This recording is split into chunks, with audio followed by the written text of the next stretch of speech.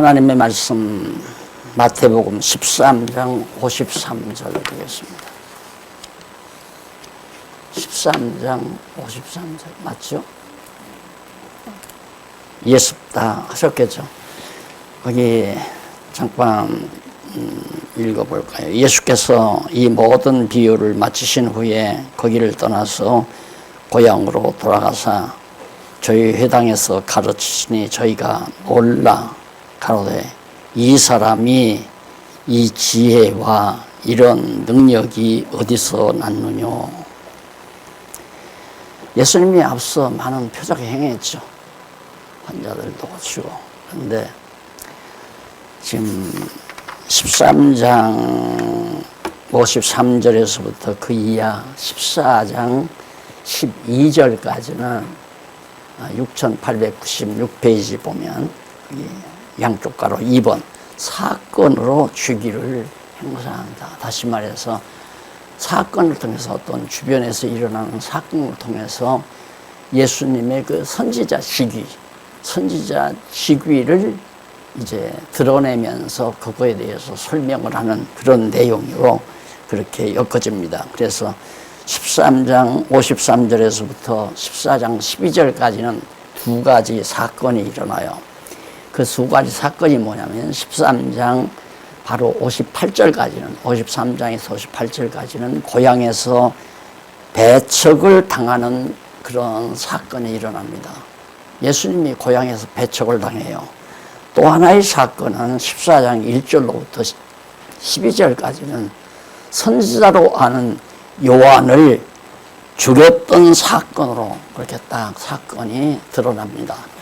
이 두 가지 사건, 예수님이 배척당하는 사건과 사도 요한이 죽었던 사건에 대해서 언급하는 그런 일이 일어나는 걸 이게 무슨 의미로 이게 나타나는지 알 수가 없는 거죠.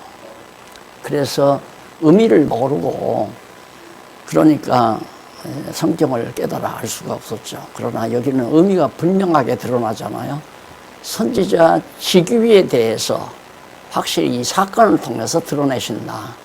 아, 예수가 선지자로구나. 그런 얘기예요. 그러니까 성경은 그 연구하는 방향만 흐트러뜨리지 않으면 너무 분명하고 확실하니까 속도가 빨라요. 또 어려운 거예요. 아니고.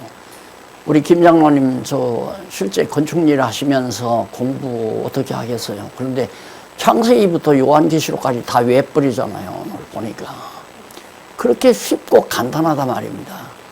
그래서 이제는 정말 우리 장로님 말씀대로 우리 장안중앙교회는 진짜 반석 위에 세워졌다라는 생각을 제가 하고 있습니다. 그래서 아무 걱정이 없어요. 누가 안 나와도 걱정이 없고 나와도 걱정이 없고. 왜? 잘 싸워나가고 잘 승리하고 산다는 것이 믿어지니까. 그래서 정말 성도들에 대한 염려를 제가 거의 하지 않는 그런 입장입니다. 그러면 정말로 그런가? 그 다음에 간단한 요약이 나오죠. 그 다음 분단이 이제 바로 근거제시라고 그래서요. 넘어가서 6896페이지 근거제시에는 반드시 구약 성경이 드러납니다. 특히 이사야서나 에레미야서, 신명기서 구약에 나오는 그런 구약 성경 요약이에요. 제 욕심 같아서는 그냥 구약 성경하고 딱 근거는 구약 했으면 딱 좋겠는데 너무 황당하잖아요. 황당한 것보다도 너무 범주가 크니까 구약을 아시는 분은 구약, 이게 바로 지금 예수님께서 말씀하시는 이 사건에 대한 13장 바로 이 53절 이하에 나오는 사건에 대한 하나의 근거가 구약적 근거가 구약 내역에 있다. 그런 얘기거든요. 모두가 그런 식으로 되어 있어요. 그러다가 더러 부분적으로 근거지시를 제가 빠뜨리는 데가 있더라고요. 이렇게 내가 있다가 보니까 좀 빠뜨렸어도 다 구약에다 근거가 있어요. 오늘 보니까 빠진 게 하나 있어요. 그 부분 한번 찾으면서 말씀을 드리려고 합니다. 우선 고향에서 배척받는 일, 예수님이 막 표적을 행하고 놀라운 일을 막 행하시고 그러니까 고향에 있는 사람들이 야, 저 아무개 아들 아니냐, 요셉의 아들 아니냐, 그 형제들은 아무개고 그리고 그 누이가 우리와 지금 함께 있고 그러면서 저 아무래도 저 예수라는 사람이 약간 미친 거 아니냐, 또라이가 아니냐, 이런 생각들을 하게 된 거예요. 그래서 그렇다면 귀신의 장난이니까 내쫓아버리자 해서 예수님께서 고향에서 결국 추방을 당하는 사건이 나타납니다. 그럼 그 사건이 어떻게 선지자의 직임이라는 사실이, 직위를 가지고 있다는 사실이 드러내지는 건가? 구약에 오면 에레미야 선지자가 고향 땅에서 쫓겨나요. 에레미야 선지자가 고향에서 쫓겨나는 일이 바로 에레미야 11장 바로 21절에 나오죠. 거기에 구절을 딱 집어서 말씀을 해드렸어요. 그러니까 그 말은 뭐냐면 에레미야 선지자도 구약에서 이렇게 쫓겨난 것은 장차 참 선지자로 오실 예수 그리스도가 고향에서 쫓겨날 것을 미리 예언하는 얘기죠. 그럼 구약의 선지자의 예언이 이루어져야 예수가 정말 하나님의 아들 그리스도라는 것이 확정될 거 아니에요. 그렇다고 해서 예수님의 고향 사람들에게 여보시오, 내가 예수인데 내가 선지자인데 나를 좀 내쫓아 주어야 구약에서 선지자가 내 고향에서 쫓긴 것처럼 나도 쫓김을 받아야 내가 선지자인 것이 증거가 되니까 나를 좀 쫓아내 주십시오. 그런다면 그건 쇼하는 거죠. 그렇잖아요. 예, 하나님께서는 이모저모를 통해서 예수가 구약시대의 언약은, 사실 언약은 아담 창조 때부터 언약이고요. 더 나아가면 태초에 바로 천지를 창조하신 다음에 바로 어둡고 캄캄한 흑암이 깊은 그런 땅에다가 하나님께서 빛이 비추라고 그러잖아요. 있는 영원한 생명의 빛이 비춰라. 생명의 빛이 비치니까 결국 거기서 빛과 어둠으로 나눠지는 역사가 나타나죠. 그러니까 그때 생명의 빛을 향해서 비추라 했을 때 바로 그것이 오실 메시아에 대한 언약이란 말입니다. 창세기 1장에서부터 벌써 메시아 보낼 걸 언약하잖아요. 언약대로 예수님께서 어두운 세상에 빛으로 예수님이 오셨다고 요한복음 1장에서 밝히고 있잖아요. 그러니까 예수님이 마리아의 몸을 통해서 베들레헴 말구 위에 출생했다고 하는 사실이 그냥 한 인간이 이 세상에 태어날 때 환경이 어려워서 그런 상황 속에서 태어났다, 그런 게 아니에요. 다 하나님께서는 역사 속에서 당신의 뜻을 드러내시고 당신이 살아있음을 확증지어주기 위해서 지금의 역사를 이끌어가는 거거든요. 그래서 성경을 깨닫게 되면 과거 역사도 하나님 말씀대로 다 이루어졌고 지금 진행되어지는 역사도 하나님의 계획된 뜻을 따라 역사가 진행되고 있고 앞으로 장래에 이루어질 역사도 하나님의 계획된 역사가 그대로 이루어진다. 여러분 뭐 챗GPT 때문에 지금 난리가 났죠. AI라고 하는 것 때문에 난리가 났는데 이미 그거 2000년 전에 사도 요한을 통해서 예언 다 해놓은 거 아니에요. 어두운 권세들이 세상을 장악하기 위해서 온 세상을 다 장악하려고. 그러니까 지금 전운이 온 세상을 뒤엎고 있잖아요. 우크라이나를 비롯해서 지금 미소의 냉전과 더불어 남북의 냉전, 또 유럽과 서양 중국과의 냉전, 이런 것들을 통해서 뭐 서로 으르렁대면서 행복을 쏘겠다고 해요. 왜 그러는가? 세계를 정복해야 안정스러운 거예요. 인간은 다 패거리를 만들기 때문에 지금 크게 두 패거리, 서구와 공산주의와 민주주의라고 하는 이 양대 세력이 딱 버티고 있으니까 공산주의자들이 경제만 발전해도 바로 민주주의자들이 발 뻗고 편안히 잠잘 수가 없는 거예요. 또 민주주의가 자꾸 발전해도 공산주의자들도 정말 불안해서 못 사는 거고요. 그러니까 자꾸만 자기 편으로 사람들을 끌어들이기 위해서는 하나하나 점령해야 되고 싸워야 되고. 이게 무슨 얘기냐면 목표는, 인간의 목표는 온 세계 정복이에요. 너나 할 것 없이. 그러니까 우리나라도 중국 견제해야 된다. 요즘 소문이 분분하잖아요. 중국이 우리를 가만 놔둘 리가 없다. 김정은이도 그랬다죠. 중국은 믿을 수가 없다고. 이게 늘 불안한 거예요. 그러나 성경을 깨닫고 나면 역사는 하나님의 계획하신 대로 그대로 진행되어 가는 거구나. 사도 요한이 그랬죠. 막판에는 어두운 권세가 온 세상을 다 장악하는데 어떻게? 바로 AI를 만드는 거예요.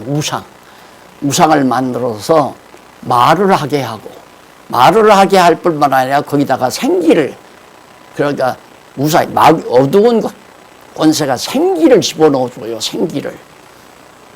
AI가 감정도 있을 수 있느냐, 이성이 있을 수 있느냐 그러지만 있어요. 저는 있다고 생각해요. 앞으로 더 발전하면 있다고. 왜? 요한계시록에 예언이 됐으니까. 생기를 불어넣어서 우상이 딱 정치를 해요. 우상이 전 세계를 다스려버려요. 그때는 예수 믿을 사람이 한 사람도 없다고 그러잖아요. 다. 그때 예수님께서 재림하셔서 결국 최종적으로 인류 권세를 다 진멸해버리고 영원한 천국의 예표인 바로 아담에게 언약했던 천년왕국이 실현된다는 것이 요한계시록에 나타나 있는 거 아닙니까? 그러니까 안 믿을래야 안 믿을 수 없도록 성경을 우리에게 해 주었기 때문에 성경을 깨달은 우리들이 이렇게 믿음으로써 오늘 현실을 살아가면서 불안하지 않고, 지금 제일 불안한 사람들이 권력 잡은 사람들이 제일 불안해요. 그럴 거 아니에요. 자, 미국 대통령도 불안하고 소련 대통령도 불안하고 시진핑이도 불안하고 큰 권세 가진 사람이 하룻밤도 편안히 잠잘 수 없는, 왜?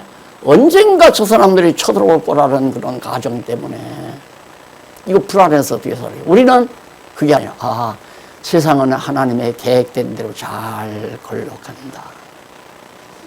우리는 다행스럽게, 나는 그래서 하나님께서 어떻게 이 시대에 태어나겠나, 내가 만약에 늦게 태어나서 우상이 말하고 우상이 생기를 받아가지고 온 세상을 지배할 때 그때 살았으면 나는 하나님 못 믿고 살았을 거 아닌가.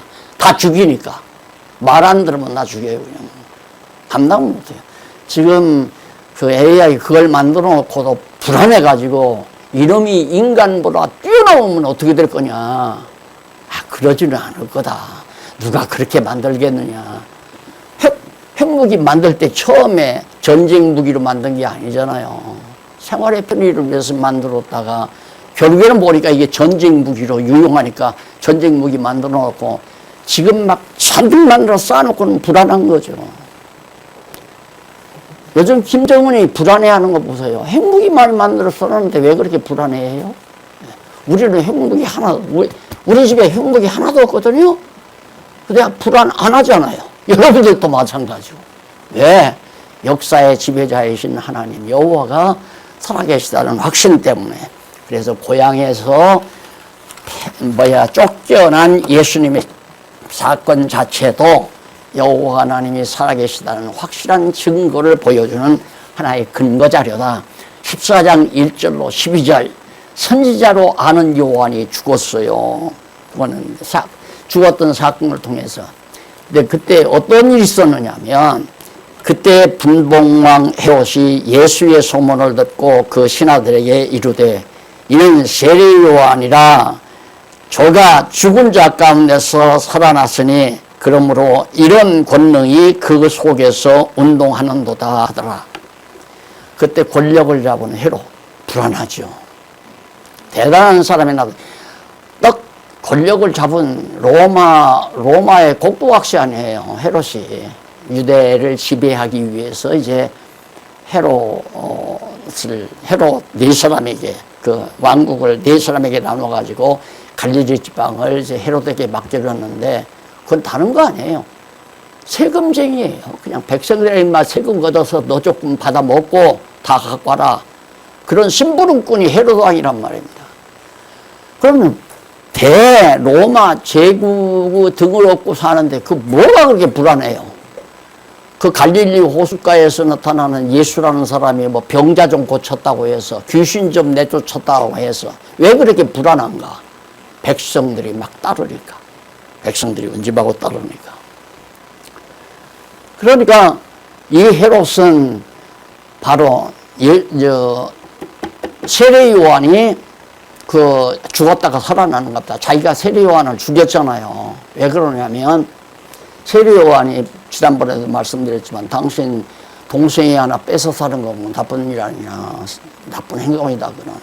그래서 지적하니까 건방지다고 해서 붙잡아다가 세례 요한을 감옥에 가뒀다가 또 그 동생의 아내였던 헤로디아라고 하는 여자가 동생하고 사는 것보다 헤로도하고 사는 게 형 헤로도하고 사는 게 훨씬 좋으니까 거기서 해 웃어가면서 결국 세례 요한 목 자르라. 그러니까 그 말 듣고 목 잘랐잖아요. 그 불안한 거예요. 헤롯이 불안하단 말입니다. 그런데 갑자기 어떤 인간이 나타나서 뭐 죽은 자를 살리고 안전방위를 일으키고 그런다니까 백성들이 막 줄줄 따를 거 아니에요. 불안해가지고 그랬는데 그가 누구냐? 아마 죽었던 세례 요한이 다시 살아나는가 보다. 그러니까 세례 요한이 선지자였거든요. 세례 요한도. 그러니까 예수님도 저 선지자인 것 같다. 바로 헤롯 왕이 선지자로 알고 예수를 잡아 죽이려고 그렇게 생각했던 사건이 여기에 나타난다. 그래서 거기 보면 그 57절 예수를 배척한지라. 그래서 이제 그런 이 사람이 모든 것이 어디서 났느냐 하고 예수를 계속해서 배척했는데 예수께서 저희에게 저희에게 말씀하시되 인자가 자기 고향과 자기 집 위에서는 존경을 받지 않음이 없느니라. 인자는 고향에서는 배척받지만은 그 위에는 환영 다 받았다. 그러니까 예수님이 배척당하는 것에 대한 선지자의 모습을 사건을 통해서 당신이 참 선지자임을 간접적으로 확증해 주는 사건이 이 내용이다. 죄송합니다. 지금 13장 내용인데 지금 14장 1절로 12절 선지자로 하는 요한이 그 사건이 이제 거기 나오죠. 1절로 12절. 왜 죽였는가 그 이유가 그 밑에 다 나오잖아요. 아까 말씀드린 대로 동생의 아내 헤로디아라는 사람이 바로 자기 그러니까 동생의 형인 헤롯과 더불어 살면서 자기가 낳은 딸이 이쁜 게 하나 있는데 그 딸한테 헤롯이 이제 뭘 원하느냐 하거든. 그냥 세례 요한 목을 잘라서 쟁반에 담아달라고 그래라. 그렇게 잔인무도하게 너무 있을 수가 없는 것 같지만 그런 짐승 세계에는 그런 짐승과 같은 세계에는 그런 일이 있을 수 있잖아요. 그래서 결국은 세례 요한을 죽였기 때문에 사실 헤롯으로서는 아까 말씀드린 대로 불안한 상태에 있었다. 그래서 이런 사건을 통해서 예수가 바로 선지자라는 사실을 확실하게 근거 제시해 주는 사건이었다. 그 다음 양쪽 가로 3번 딱 보면 넘어가서 6900페이지 표적으로 직위를 행사합니다. 표적을 통해서 직위, 선지자 직위에 대한 행사를 해요. 표적을 통해서. 첫 번째 표적은 무리를 배불리는 오병이어의 표적을 행합니다. 무리를 배불리는 5,000명, 막 무리들이 가득히 모였습니다. 예수님 따라서. 그럴 거 아니에요. 막 표적이 나타나고 죽은 자가 살아나고 귀신이 나가고 병자가 가면 다 낫고 그러니까 얼마나 많은 사람들이 따랐겠어요. 그래서 따랐는데 저녁 때 됐는데 때가 됐는데 먹을 게 없잖아요. 그러니까 제자들더러 바로 이들에게 먹을 것을 주라고 그렇게 나와요. 얘기를 해요. 우리를 보시고 불쌍히 여겨서 그 점에 있는 병인들을 고쳐주시리라. 15절. 저녁이 되매 제자들이 나와 가로되 이곳은 빈들이요 때도 이미 저물었으니 우리를 보내어 마을에 들어가 먹을 것을 사 먹게 하소서. 예수께서 가라사대 때 갈 것 없다. 너희가 먹을 것을 주라. 제자들이 답답한 거죠. 제자들은 먹을 것 주라니까 먹을 것이 있어야 뭐 들판에 없다니까 너희 있는 거 가져와라. 그래서 결국은 예수님께서 알아보니까 거기 이제 떡 5개, 물고기 2마리죠. 떡 5개와 물고기 2마리 이것밖에는 어느 소년이 가지고 있는 거 있는데 그거밖에 없습니다. 그러니까 거기 축사하고 나누어 주니까 주어도 모자람이 없다 이 말입니다. 이게 지금의 과학적 실력으로는 납득할 수가 없는 거죠. 5개를 넣었으면 5개만 나와야지 5개 넣었는데 10개가 나오고 50개가 나오고 100개가 나온다는 건 비과학적이라고 생각하는 거예요. 근데 내가 몇 년 전에 그런 얘기 했을 거예요. 제가 제 연구실 책상위에서 사용하고 있는 컵이 너무 예쁘고 아름다워서 똑같은 것을 백화점에서 사다가 이게 미국에서 공부하고 있는 내 친구에게 선물을 보내야 되겠는데 지금은 그걸 싸서 포장을 해가지고 우체국에 가서 소포로 붙여야 돼요. 그런데 앞으로 과학이 더 발달하면 이걸 보내는 기계부에다가 딱 놓고 포장 하나만 딱 누르면 바로 친구의 연구실 책상 위에 가서 나타난다 이 말이에요. 예수님이 부활하신 예수님께서 방 안에 제자들이 앉아 있어가지고 두려워서 방문 다 걸어 잠고 있었는데 갑자기 예수님께서 부활하신 예수님이 갑자기 방 안에 나타나는 거예요. 이게 과학적으로 현대 과학적으로 이해가 가는 일 갈 수 없잖아요. 그러나 과학은 물리현상이기 때문에 이런 모든 물리적인 현상을 누가 지배하면 하나님이 지배하는 거거든요. 그래서 보통 많은 사람들은 이제 과학이라는 것은 있는 데서 있게 하는 것이 과학이라고 생각하지만 더 나아가서는 보이지 아니하는 것이 보이게 되지는 것.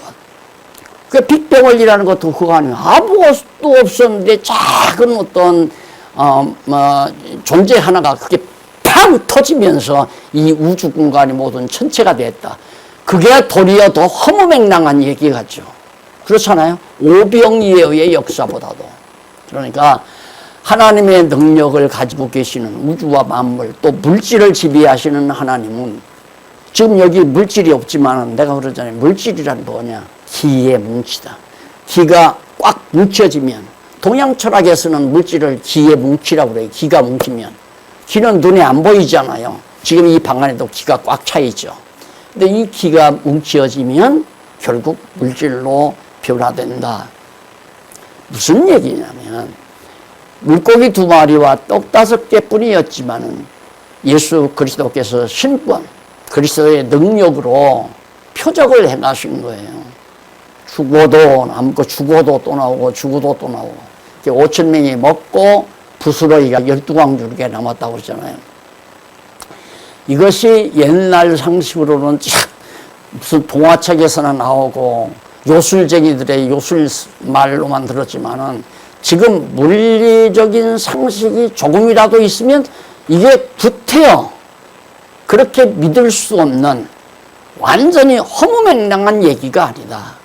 모든 물질을 지배하시는 하나님, 천지와 만물을 창조하시는 하나님의 능력으로는 10번도 100번도 있을 수 있는 인간도 지금 그걸 만들어 가려고 하는데 인간의 과학적인 기술로도 물리를 알다가 보니까 이게 가능하겠다.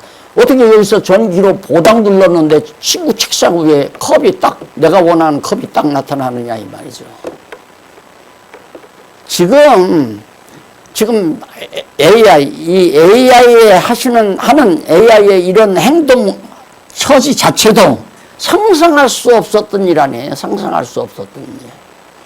요즘 다 박사가 되고 싶어도 논문 못 써서 못 쓰는데, 의대, 석사학위, 박사학위 다 나온다고 그러잖아요. AI가. 그러면 앞으로 더 발달하면 어떻게 된다는 거 알 수 있잖아요. 이게 인간, 어두운 권세가 신을, 하나님을 대적하는 가장 최상의 대적으로 말도 하고, 짐승 권세가, 어두운 권세가 생기를 집어넣어서 세상을 통치하는, 우상이 세상을 통치하는 그런 마지막 날의 역사 모습이 바로 지금 점점 눈에 띄어져 가고 있다는 사실을 우리가 볼 수 있습니다. 그래서 오병이의 역사 마찬가지잖아요. 홍해바다 건너서 광야에 왔을 때도 하나님께서 하늘에서 만나를 먹여서 농사 하나도 안 짓는데 40년 동안을 바로 그냥 광야에서 그 천여만 명이 이스라엘 민족 전체가 먹고 살지 않았어요. 농사는 거기에 푸른 폭이 안 나거든요. 광야가 모래사장 그냥 아무것도 없어요. 가끔 가다가 바위들이 들어있기는 하더라고요. 그러다 푸른 폭이 없고. 그런 데를 40년 지나가면서 하늘에서 만나가 내려와서 먹었는데 예수님께서 나는 하늘로부터 온 참 만나다. 생명의 양식이다. 그러니까 육신의 양식 정도 먹이는 거야 간단하죠. 그래서 선지자들도 엘리야 선지자도 그랬잖아요. 그 과부 집에 들려가 가지고 뭐 기름하고 밀가루 조금 있는데 이거 먹고 죽을랍니다 그러니까 걱정하지 말아라. 먹고 나면 또 가루 그릇에 가지고 또 다니는 거고 먹고 나면 또 나오고 엘리사 선지자가 그런 기적을 행했잖아요. 그러듯이 예수님도 바로 그런 근거 자료를 여기서 빠졌더라고요. 얼마든지 구약 성경에 전부 다 근거가 있어요. 그래서 거기 6904페이지에 보면 그 밑에 계속해서 근거 자료들이 나옵니다. 그 다음에 이제 14장 34절로 36절에 보면 모든 병든 자가 나음을 얻는 표적으로 선지적을 가르친다. 이게 모든 여기서 중요한 단어는 모든입니다. 모든 병자 다 낫는다. 예, 표적이란 이처럼 모든 병자가 하나도 빠짐없이 완벽하게 믿음과 관계없이 즉석에서 다 낫는다. 그게 표적이에요. 지금은 그런 표적이란 없잖아요. 은사는 다 낫는 게 아니라 덜어 나아요. 믿음이 있으면 낫고 믿음이 없으면 안 나아요. 그리고 덜어 낫고 그리고 완전히 낫는 게 아니라 점진적으로 낫고 다 낫는 게 아니라 모든 병이 다 낫는 게 아니라 어떤 병은 낫고 어떤 병은 안 낫고 그게 기도함으로 낫는다 이 말이죠. 그건 은사고 표적이라고 하는 것은 아무런 조건 없이 어떤 병이든 다 즉석에서 완전하게 다 낫는다. 그게 표적이다. 그래서 지금은 내가 표적이 없다는 말을 자주 하잖아요. 그래서 오늘날 우리 한국교회가 처음에 가난했을 때 병원도 없고 돈도 없고 그럴 때 얼마나 병마가 많았어요. 전쟁 직후라서. 그래서 병마가 많아가지고 병 고쳐준다니까 막 구름대처럼 많이 사람들이 모여가지고 마치 자기가 예수님이 표적을 행하듯이 그렇게 표적 행하는 것처럼 과장을 하는데 그 과장에다 놀아나는 거죠. 의사들이 그러잖아요. 그냥 밀가루 반죽을 이렇게 환을 만들어서 잘 만들어가지고 포장을 근사하게 해서 당신 이거 먹으면 계속해서 이것을 정성스럽게 한 달만 먹어봐라. 위장병 낫는다는 거예요.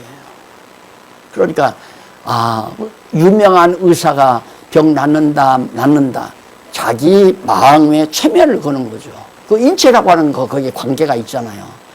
그래서 그런 장난을 통해서 교회가 허튼 소리 많이 해가면서 마치 자기 예수님처럼 표적행항처럼 사람들을 많이 농락한 일들이 없잖아 많이 있습니다. 그 다음 넘어가서 한쪽 가로 2번 거기 이제 직무의 수행이죠. 아까는 직위, 선지자 직위에 대한 내용이었지만 지금까지는 앞으로 15장에서부터 16장 12절까지는 직무야, 선지자의 직무를 수행함으로 바로 메시아가 성취됐다는 사실을 증거하는 내용입니다. 거기에 이제 요약이 앞에 나오고요. 요약이 아니라 분석, 의미 분석이 나오고 요약이 나오고 근거가 세 번째 단위에 밑에 나오죠. 그 근거 보면 뭐 거기 이사야 나오고 그다음 이사야 선지자가 예언한 내용이 바로 나오고 이사야 2장 3절 그다음 미가 선지자가 하는 것도 4장 2절에 나오고 밑에서부터 다섯 번째 줄 나와요. 이 구약에 나오는 거예요. 그 다음 네 번째 줄은 이사야 29장 18절 36장 5절로 6절 그 밑에 이사야와 53장 4절 다 나오잖아요. 또 54장 13절에도 나오고 이렇게 구약의 확실한 근거에 따라서 예수님이 직무 수행을 했다는 얘기입니다. 그래서 이제 결론적인 것이 결국 네 번째 문단에 왜 그러면 그렇게 역사하시는가? 예수가 그리스도이심을 믿고 하나님 여호와 살아계심을 알고 깨달아 섬기며 경외하며 사는 인간의 제일 되는 본분을 수용하며 살게 하시려고 하는 것이 근본 목적이다 하는 얘기예요. 자, 그러면 우선 말씀으로 직무를 수행하는데 양쪽 가로 1번 15장 1절로 20절에 나와요. 말씀은 어떤 말씀으로 15장 1절로 9절에 보면 이쪽 6909페이지 장로의 유전대로 외식하는 자를 예언의 말씀으로 문책합니다. 그러니까 바리새인과 서기관들 그 당시에 종교 지도자들이죠. 똑같아요. 그래서 종교는 왜 부패하는가? 지도자 때문에 부패해요. 다 지도자 때문에. 한국교회도 왜 부패했는가? 지도자 때문에 부패. 목사님들 때문에 부패한 거죠. 목사님들이 자기들 좋은 대로. 요즘 제가 교회 개혁론 목사님들하고 지금 같이 탐독해 가잖아요. 여러분, 예수님 오신 이후로 300여 년 지나서 콘스탄틴 황제 때 그때 콘스탄틴이 지도자를 세워요. 교회 지도자에게 어떻게 돈을 주어서. 교회 지도자들은 다 돈을 주겠다. 생활비를 주겠다. 그러니까 글로 다 모인 거예요. 그래가지고 교리를 누가 만드냐면 콘스탄틴 황제가 거의 다 지배하는 거예요. 종교회의를. 저 입맛에 맞게 다 만들어 놓은 거죠. 그러면서 부패하는데 15세기까지 완전히 얼마나 부패하겠어요. 1000년이 넘도록. 왜? 지도자들 입맛에 맞게 자꾸 만들어 가니까. 그러니 예수님 오실 당시는 얼마나 부패했겠어요. 종교 지도자들이, 유대교 지도자들이. 거만하게 막 옷을 막 늘어지게 입고 시장 거리에서 기도도 골방에 가서 하는 게 아니에요. 시장거리 많은 사람들을 보는 앞에서 딱 손을 들고 일주일에 한 번씩 금식하나이다. 나는 11조를 꼭 드렸나이다. 이러면서 큰 소리로. 그런 걸 다 장난하는 거예요. 오늘날 교회도 위선이라고 하는 건 안 통하는 거예요. 그래서 내가 억지로 하지 마세요. 연보도 억지로 하지 말고 모든 선한 일도 하기 싫은 거 하지 말고. 왜? 하나님은 우리의 중심을 보는데 억지로 하는 것은 위선 아니에요. 아이고 내가 오늘 안 나가면 또 우리 장로님이 나한테 또 전화하면 어떡해. 아이고 장로님 전화하기 전에 오늘 나가야. 이런 거는 필요 없는 거예요. 그래서 나와서 뭐예요. 그래가지고 나와봤댔자 장로님 보나 제 장로님 얼굴 보게 한번 보고 그 다음 보았으면 도장 찍었으니까 관심 없는 거예요. 그게 꼬박 졸고 있으니까 박 목사는 그런 사람 보면 강의할 맥시 팍팍 풀리는 거죠. 맥이 없어져 버리면 강의할 맛이 없는 거죠. 또랑또랑 듣고 이거 뭔가 깨달아가는 모습이 있어야 나도 열정이 나서 하는데 뭐가 아무 관심이 없는데 뭐로 얘기하겠어요.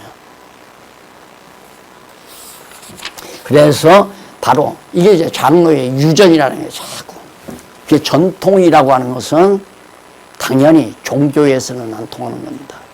종교가 순수하게 유지되는 건 불가능하거든요. 그래서 정말 성경을 바로 알아야 된다. 그런데 지금 2000년 세월 동안 성경을 제대로 몰랐으니 얼마나 지금 군더더기가 따닥따닥 교회 아래 교회, 기독교회, 불교나 신교회, 불교는 더 말할 것 없이 뭐 군더더기로 꽉 덮여버렸고 내가 그 목사님들에게도 그런 얘기했지만 잔나비가 있어요. 잔나비, 물에 사는 잔나비가. 근데 인터넷 보니까 그게 나오더라고요. 뭐 이상한 괴물이 하나 나와요. 근데 살아 움직이는 거예요. 근데 머리도 없고 발도 없고 근데 움직여요. 알고 보니까 잔나비 위에 이런 딱장벌레 같은 것들이 막 타닥타닥 붙었더라고요. 그거 보는 순간 바로 오늘날 기독교로구나. 불교나 신교나 다름없이 똑같이 그렇게 생겼다. 근데 그거 다 발라내야 돼요. 발라내려고 보니까 그냥 내가 만약에 뭐 여기서 막 노골적인 얘기 다 해버리면 잘못된 얘기하는 건 듣기 싫잖아요. 근데 올바른 얘기하면 듣기 좋은 거고요. 그래서 바른 얘기만 계속해서 해드리면 이건 아니다, 이건 아니다. 그래서 점점 변화가 돼야 된다. 어쨌든 그 군더더기에 붙어있지만은 밑에 잔나비가 살아있잖아요. 군더더기 붙었다고 몽땅 갖다가 그냥 배 죽여버리면 이거 뭐야, 이거 아무것도 아니고 이거 죽여버리자 그러면 안 되지 않느냐 말입니다. 군더더기를 차근차근 떼내면 본래의 잔나비 모습이 나오는 것처럼. 그래서 정말 오늘 우리 장로님들이 금년에 새로 장로 일을 하겠다고 자원하신 귀한 일꾼들이 좋은 시간을 가져보겠다고 약속을 이제 좀 얘기를 하더라고요. 뭐 다른 거 없죠. 우리 장안중앙교회는 지키고 전승하는 일입니다. 이 올바른 것을 절대 잘 지켜서 내 친구에게, 내 가족에게, 내 자녀에게 그대로 바르게 전해주는 일. 그 두 가지밖에 없어요. 그게 우리 장로님들 할 일이고 내 할 일이고 우리 모든 성도가 그 일에 합력해야 될 일이고. 여러분 요즘 마음 상하는 분이 들어있다고 그래요. 무슨 어디에 올라온 글이 무슨 자유지가 어떻고 한다고 그래서 자유지도 요즘 그 자유지가 정리가 안 됐으면 한참 멀었죠. 그렇지 않아요? 자유지는 벌써 정리가 됐어야죠. 그게 안 되니까 그러면 자유지가 어쩌고 또 갔다 오면 또 다시 돌아가는 거예요. 또 다시. 왜? 그게 좋으니까. 인간에게 좋으니까. 자유지를 인정해줘서 이래야 된다. 저래야 된다. 연보만 해야 된다. 충성해야 된다. 정말 선한 열정적으로 해야 된다. 나는 반대로 하기 싫으면 하지 말아야 된다. 내기 싫으면 안 내도 된다. 왜? 그게 인간이 하는 일이 아니니까 그래요. 바보예요? 월급 몇 푼 올려받기 위해서 회사에서 충성을 하면 뼈가 빠지도록 수고해야 되잖아요. 그런데 몇십만 원씩 연봉을 왜 해요, 그걸? 이유도 없이 왜 하냐 말입니다, 그걸. 깨닫고, 내가 사는 목적이 뭔가, 이것이 얼마나 큰 가치가 있나. 지난번 말씀드린, 밭에 보화가 묻혔다 하니까 그냥 전 재산 다 돼서 밭을 사버리잖아요.